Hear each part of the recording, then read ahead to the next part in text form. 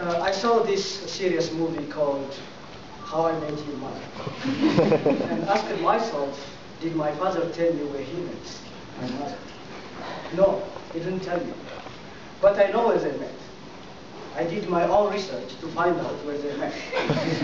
But the main point is they met and they became a reason for 3 people to join this war.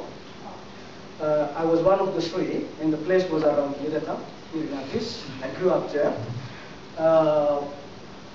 Yes, like I just told you, I was one of the 3, and actually the last in the family to join this war.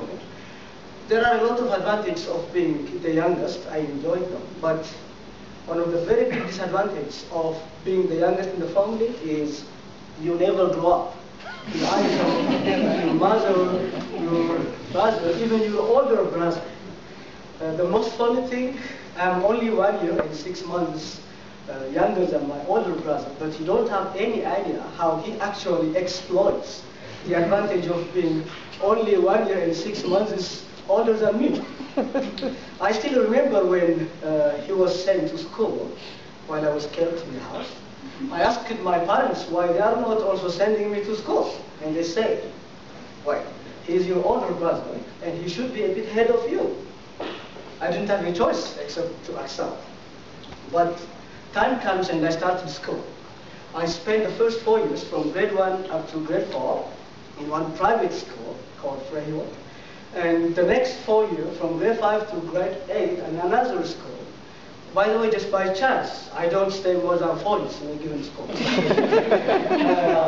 Like I just told you, my first 8 years were divided into 2, for 4 years in 2 different schools. And the same goes through when I go to high school, where I spent again another 4 years. And the same goes through when I go to a university, where I spent again 4 years, 4 by 4. Yeah, during my childhood, actually, where I joined Shimalis Hafte Senior Secondary School here in Addis, which is on the way from Mexico to Kera around Denmark Hotel. So that was my educational track until my high school. During my childhood, I can say I had the most troubled child group with my childhood friends. We used to fight against other children, and we had this football team. And when we come back winning the trophy, I think you know this trophy made of this plastic bottle of Berekina. You know what I mean?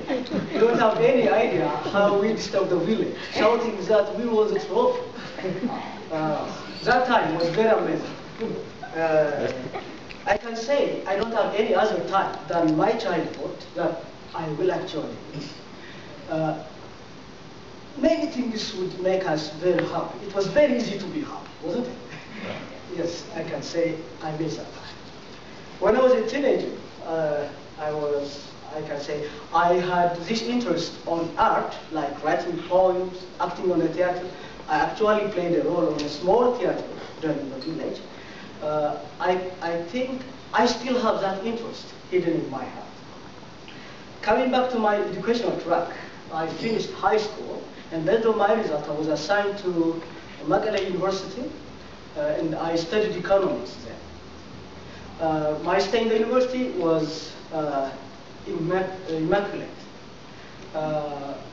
I met so many friends from all over the world. From all over the country, and I saw how people are different. And I also experienced the most difficult state of situation.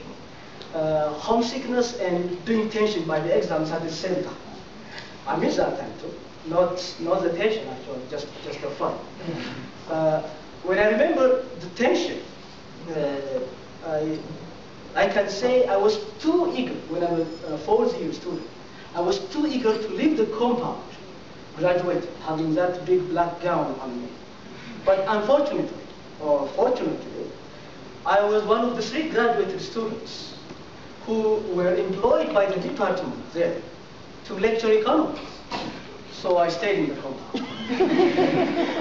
I look like a student. The way I dress, the things I do were more like a student. I still remember the first time when I went to class to lecture. I went there, I looked like a student. I was standing on the door, and students were actually outside waiting for a lecturer to come. They didn't notice that I'm there to lecture. But after some minutes, I don't know how, some students start running into the class saying, "Karen, the lecturer is here." And one of the students actually pushed me into the class and said, "Karen, the lecturer is here." I was actually to fall down, managing to.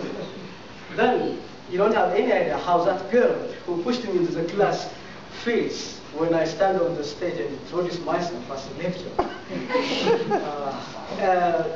This lecturing life was interrupted by the scholarship I get to do my master's in Norway. So I went to Norway to do my master's in development economics. Norway is one of the best Scandinavian countries. And they have this world's very expensive city, Oslo. So I spent the first year reading a lot because I have so many courses to take. And the second year was more of fun. And writing my thesis entitled Labor Shortage in the Labor Surplus Economy, which finally becomes my first book to publish actually. Then I finished, I graduated and came back to Ethiopia and started lecturing again.